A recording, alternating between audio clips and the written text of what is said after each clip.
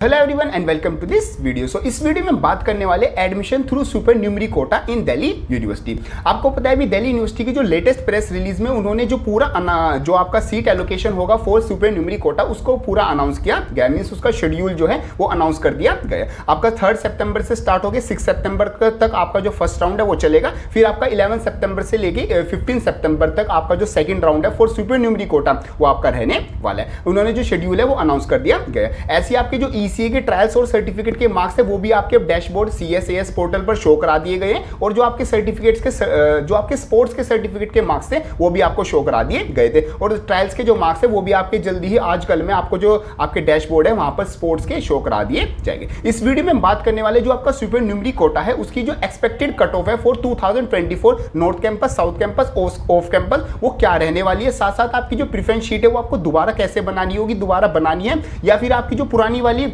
जो preference sheet है वही कंसीडर की जाएगी, उसमें हायर वाली कंसीडर की जाएंगी या पूरी कंसीडर की जाएगी। साथ साथ हम बात करेंगे कि अपग्रेड से रिलेटेड आपका जो राउंड फर्स्ट होगा, राउंड सेकंड होगा, उसमें आप अपग्रेड किस तरीके से यूज कर पाओगे। बाकी सारी मैं आपको इस वीडियो में कंप्लीट इंफॉर्मेशन देने वाला हूं कि आपका सीट एलोकेशन किस तरीके से होगा in the case of super numerary quota. So hello everyone, my name is Gaurav, I hope you are doing well. So देखो, सबसे पहले हम स्टार्ट करते हैं अपना ईसीए एलोकेशन से। देखो, ईसीए के जो आपके ट्रायल्स के मार्क्स है और साथ साथ आपके जो सर्टिफिकेट के मार्क्स है वो आपको दोनों शो करा दिए गए हैं आपके CSAS पोर्टल पर। और अगर आप CSA जो भी आपका ECA का जो भी आपका कैटेगरी थी, अगर आप उसके लिए एलिजिबल थे तो आपको जो आपके जो मार्क्स हैं वो आपको शो हो गए होंगे अपने CSAS पोर्टल पर। ये जो आपके मार्क्स आते हैं ये आउट ऑफ 75 मार्क्स आते हैं, और इसमें जो भी आपको मार्क्स मिले उसमें सर्टिफिकेट्स और जो भी आपके ट्रायल्स आप दे के आए थे उन दोनों के मार्क्स आपके कंबाइन होकर आपको मिले। 75 में से किसी बच्चे को 70, 60 मतलब 40, 30 की लाइन तक आपको मिले होंगे। बाकी जिस बच्चे ने ट्रायल नहीं दिया है ECA का, जिनमें ट्रायल्स कंपलसरी था, उनको क्या किया जाएगा, मींस जो सुपर न्यूमरी कोटा है उससे बाहर कर दिया जाएगा। जैसे NCC आता तो ECA कैटेगरी के अंदर ही है, बट उसमें ट्रायल नहीं है तो वो कंसीडर किया जाएगा। अब यहाँ पर हम बात करते हैं कि मतलब पासिंग क्राइटेरिया आपका क्या रहेगा। तो अगर आपके 75 में से मिनिमम आपके 30 मार्क्स आ रहे हैं, मींस 30 मार्क्स आपके मिनिमम आपने स्कोर किया है, तो आप एलिजिबल हो किस चीज के लिए, सुपर न्यूमरी कोटा ECA की सीट एलोकेशन के लिए आप एलिजिबल हो। अगर आपके 30 मार्क्स से कम आ रहे हैं तो आप इसमें आप जो सीट एलोकेशन होगा ECA का उसमें कंसिडर नहीं किए जाओगे, आप इस राउंड से क्या हो गए, बाहर हो गए हो। और 30 मार्क्स लाने का मतलब ये नहीं है कि आपका जो एडमिशन है वो कंफर्म हो जाएगा कि अब 30 मार्क्स आ गए हैं तो मेरे को कोई ना कोई कॉलेज तो मिल जाएगा। यहाँ पर जो कॉलेज वाइज है और साथ साथ आपका जो कैंपस वाइज है वो डिफरेंट कट ऑफ जाती है, जिसकी वीडियो आगे हम वीडियो में मतलब कि जिसकी बात हम आगे वीडियो में करने वाले। सबसे पहले हम आपका जो एक डाउट है वो क्लियर कर देता हूँ रिलेटेड टू प्रेफरेंस शीट। अब देखो, प्रेफरेंस शीट से यहाँ पर एक डाउट आ रहा है, कुछ टीचर्स ने और कुछ कैंडिडेट्स ने ये बात मेरे को कैंडिडेट से पता चली थी कि टीचर ने ये बोला था कि आपको प्रेफरेंस शीट जो है sports ECA super numerary Kota के लिए अलग से बनानी होगी,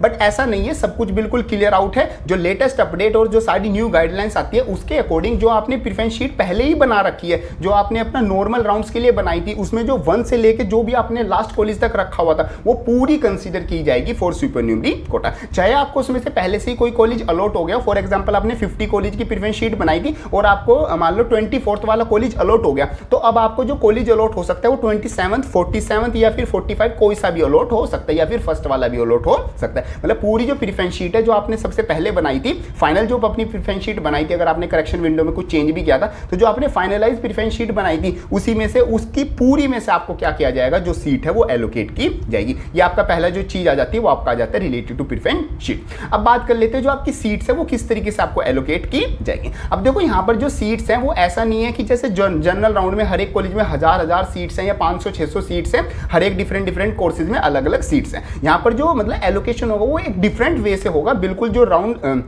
नॉर्मल राउंड होते हैं उनसे बिल्कुल आपका अलग आपका एलोकेशन होता है।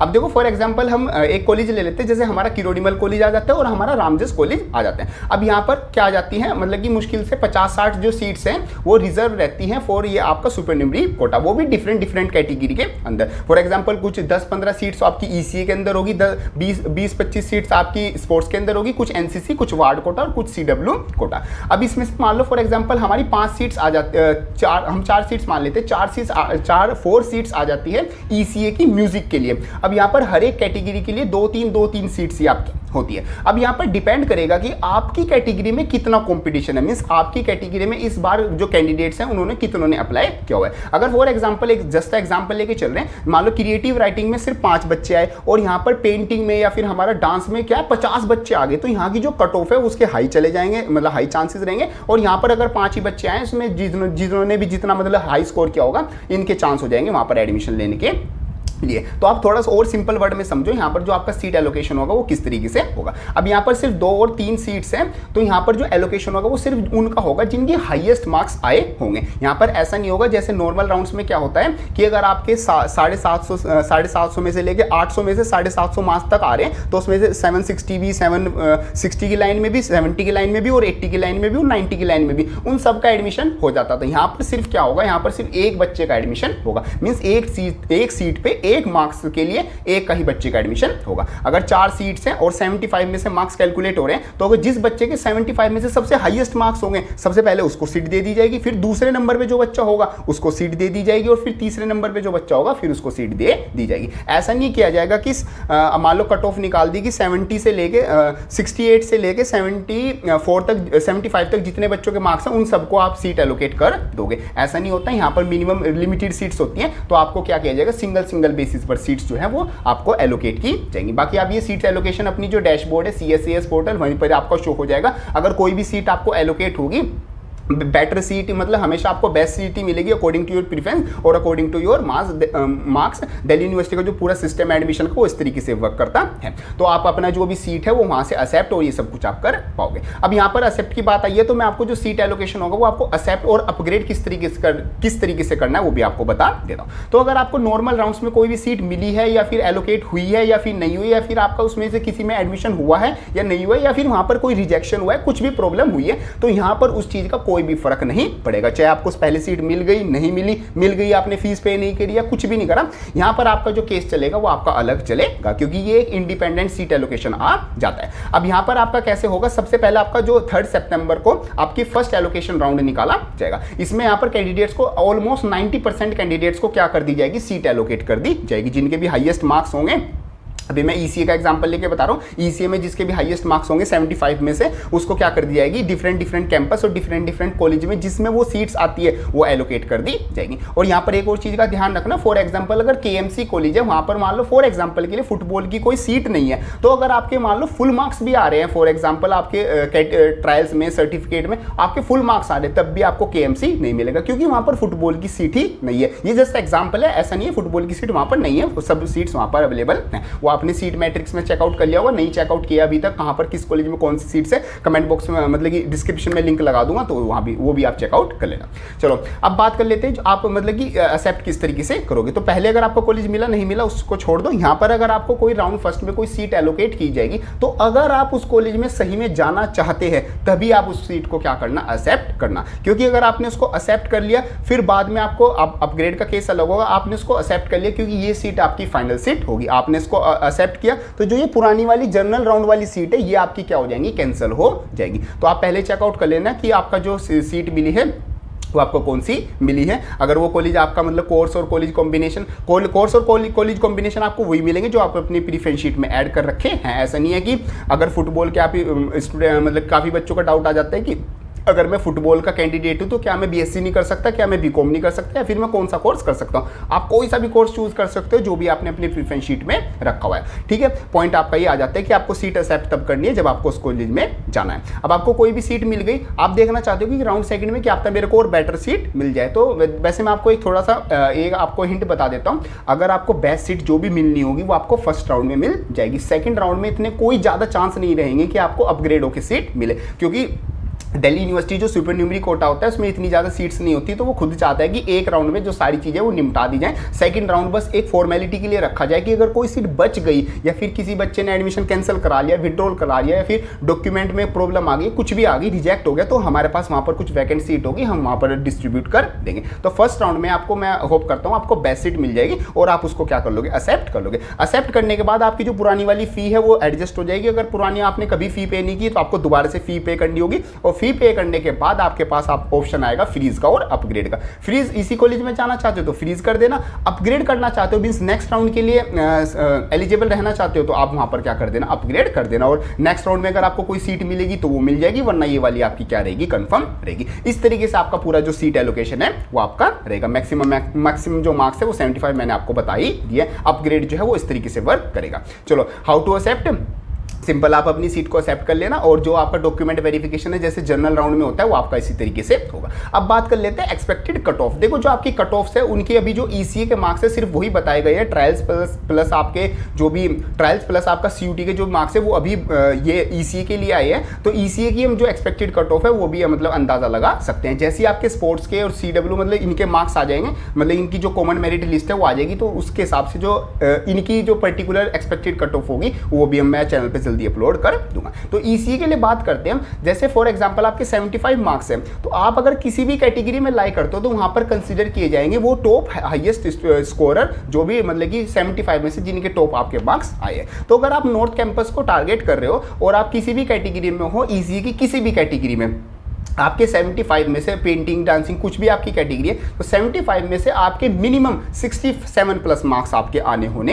चाहिए। अगर आपके 67 प्लस आपके मार्क्स आ रहे हैं तो नॉर्थ कैंपस का केएमसी, हिंदू, हंसराज, स्टीफंस और मतलब कि जो भी आपके कॉलेज आ जाते हैं, डीआरसी, ये जितने भी नॉर्थ कैंपस में टॉप कॉलेज आ जाते हैं, अगर आपके 67 प्लस मार्क्स आ रहे हैं 75 में से, तो आपके बहुत ज़्यादा चांस है कि इन फर्स्ट एलोकेशन में ही आपको नॉर्थ कैंपस का एक अच्छा कॉलेज मिल जाएगा। जैसे ही आपको कॉलेज मिल जाएगा सीट एक्सेप्ट कर लेना, और आप क्या कर देना, उसको फ्रीज करके फी अपनी जो फी पेमेंट है वो कर देना। एक और चीज़ का ध्यान रखना है, कॉलेज आपको सिर्फ वही मिलेगा जो आपकी प्रीफरेंस शीट में ऐड है। अगर आपने केएमसी को प्रीफरेंस शीट में ऐड नहीं किया, लेकिन अगर आपके मार्क्स बहुत अच्छे आ रहे हैं केएमसी से भी, तो भी वो आपको कॉलेज नहीं दिया जाएगा। और साथ साथ अगर केएमसी में फुटबॉल की मतलब सीट्स ही नहीं है और फुटबॉल में आपके बहुत ज़्यादा मार्क्स हैं, तो भी आपको केएमसी नहीं मिलेगा। तो मतलब ये कुछ मतलब डिस्क्लेमर पॉइंट है, या आप चीज़ों का ध्यान रखना। चलो बात कर लेते हैं साउथ कैंपस के बारे में। तो देखो साउथ कैंपस की अगर आप मान के चलो तो साउथ कैंपस की ऑन अराउंड आपकी 60 प्लस आपके मार्क्स आने चाहिए। अगर आपके 75 में से आप 60 प्लस स्कोर कर रहे हो तो आपके मतलब हाई चांस रहेंगे कि आपको साउथ कैंपस का एक टॉप और सारे जितने भी कॉलेज है वो आपको मिल जाएंगे।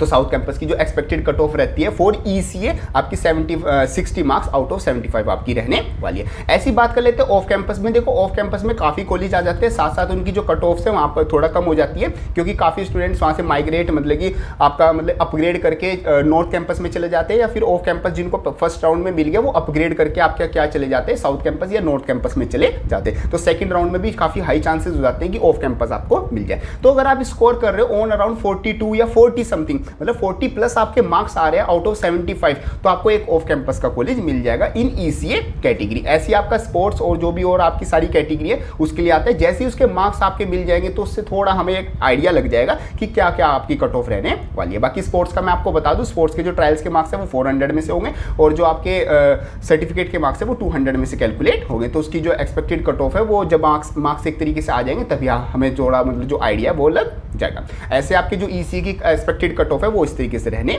वाली है। स्पोर्ट्स और बाकी सब चीज़ों की मैं नेक्स्ट वीडियो में आपको बता दूंगा। अब यहाँ पर एक और चीज़ बात कर लेते हैं। जैसे ही आपका एडमिशन हो जाएगा, देखो ईसीए स्पोर्ट्स या कोई भी कैटेगरी के थ्रू अगर आपको कॉलेज मिल रहा है, तो अगर आपको अच्छा कॉलेज मिल रहा है तो आप ज़रूर ले लेना। अगर आपको नॉर्थ कैंपस का कॉलेज, साउथ कैंपस का एक अच्छा कॉलेज मिल रहा है तो आप उसको ज़रूर ले लेना। ये मत सोचना कि मैं इस गेम में हूँ या इस कैटेगरी में ईसीए की में हूँ तो मेरे को आगे चल के ये गेम ज़रूर खेलना होगा। यस, आपको गेम तो ज़रूर खेलना होगा, क्योंकि जैसे जिस दिन आपका एडमिशन होगा आपसे एक अंडरटेकिंग साइन करा ली जाएगी कि वहाँ पर ऐसे लिखा होगा कि मैं जो भी आपका नेम है दिस XYZ इस कोर्स के लिए मतलब कि मैं कॉलेज में एडमिशन ले रहा हूँ और अंडर दिस कैटेगरी, और मैं मतलब कि मैं ये मतलब कि यहाँ पर लिखता हूँ कि मैं इस गेम या फिर इस कैटेगरी को कॉलेज में कंटिन्यू रखूँगा। और अगर मेरी परफॉर्मेंस इसमें अच्छी नहीं रही, मीन्स या फिर मैंने आगे चल के गेम छोड़ दिया या फिर अपनी जो कैटेगरी है वहाँ पर मैंने अच्छा परफॉर्मेंस नहीं दिया, तो मेरा जो एडमिशन है वो भी कैंसिल कर दिया जा सकता है। तो आपको ये चीज़ का भी ध्यान रखना है। वैसे इतना कुछ हार्ड नहीं होता, जो सीनियर्स होते हैं और जो सारे टीचर्स हैं, सोसाइटीज़ है, वो सब आपकी बहुत ज़्यादा हेल्प करेगी। ऐसा सब मतलब ऐसी कोई प्रॉब्लम नहीं आएगी आपको कि आपको मतलब ये चीज़ें छोड़नी पड़ेगी। आप अगर इसके थ्रू एडमिशन ले रहे हो तो एक तो अच्छा कॉलेज आपको मिल ही रहा है, साथ साथ आपको सोसाइटी पहले से मिल रही है, तो ये आपके लिए मतलब कि सोने पे सुहागा वाली बात हो जाएगी, तो ये मतलब आपके लिए अच्छी बात रहेगी।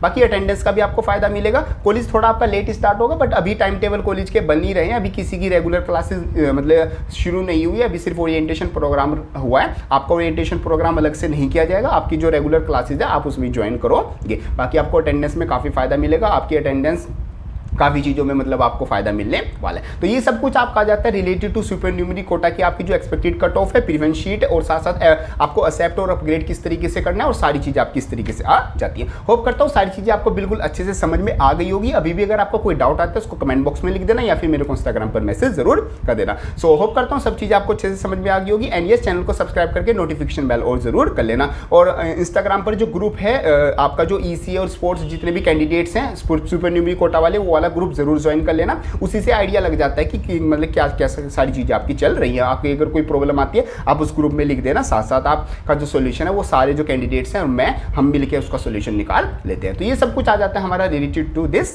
वीडियो हेल्पफुल लगे तो उसको लाइक जरूर कर देना। एंड यस, ये वीडियो अपने कैंडिडेट्स जितने भी आपके ECA sports super numerary quota वाले कैंडिडेट्स आते हैं उनमें शेयर जरूर कर देना। सो मिलते हैं अपनी नेक्स्ट किसी हेल्पफुल वीडियो में, तब तक के लिए थैंक यू।